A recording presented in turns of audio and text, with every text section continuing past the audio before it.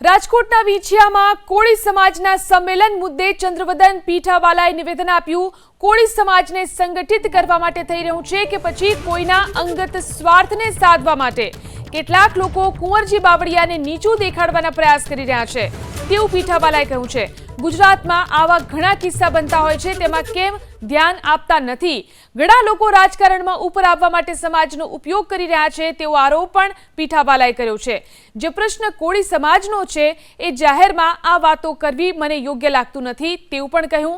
આવું કરવાથી સમાજનું સંગઠન તૂટતું જાય છે, સમાજ વિખેરાઈ જશે તેવો પણ ડર તેમને વ્યક્ત કર્યો। સમાજના નેતાઓ પાસે અપેક્ષા રાખીને બેઠેલા સામાન્ય લોકોને જ ભોગવવાનું આવશે।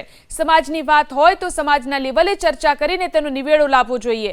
જે દિશામાં સંમેલન જઈ રહ્યું છે તે દિશા મને યોગ્ય લાગતી નથી તેવું પણ પીઠાવાલાએ કહ્યું છે। સંમેલનના નેતાઓને મારો પ્રશ્ન છે કે તમે માત્ર વીંછિયાને જ કેમ ટાર્ગેટ કરો છો તેવું પણ પીઠાવાલાએ કહ્યું। પૂછવું છે આ સંમેલનના નેતાઓને કે તમે ફક્ત ને ફક્ત વીંછિયાને જ શા માટે ટાર્ગેટ કરો છો, અને વીંછિયાની અંદર જો કરતા હોય અને સમાજની લાગણી જો ખરેખર હોય તો તમારે ગુજરાતની અંદર ઘણી જગ્યાએ આવા કિસ્સાઓ, આવા બનાવો બનતા હોય છે, એમાં આપ કેમ ધ્યાન નથી આપતા? એ આપવી જરૂરી છે। બીજી વસ્તુ એ છે કે અત્યારે કોઈ ઇન્ડિવિજ્યુઅલ વ્યક્તિને જો ટાર્ગેટ કરીને ચાલવા માંગતા હોય તો એ પણ પગલું યોગ્ય નથી।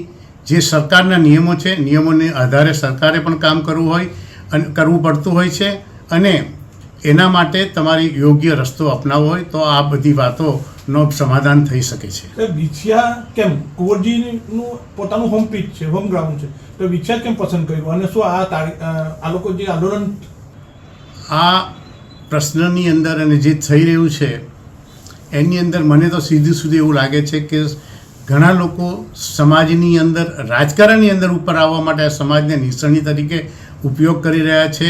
અને કુંવરજીભાઈ એ અમારા અખિલ ભારતીય કોળી સમાજના રાષ્ટ્રીય અધ્યક્ષ છે, એમની લોકોની લોકચાહના પણ વધારે છે, અને એ કુંવરજીભાઈને કોઈક આંતરિક લોકો એમની આજુબાજુના કે પક્ષના હોય કે સમાજના હોય એ કુંવરજીભાઈને નીચું દેખાડવા માટેના આ બધા પ્રયત્ન કરી રહ્યા છે।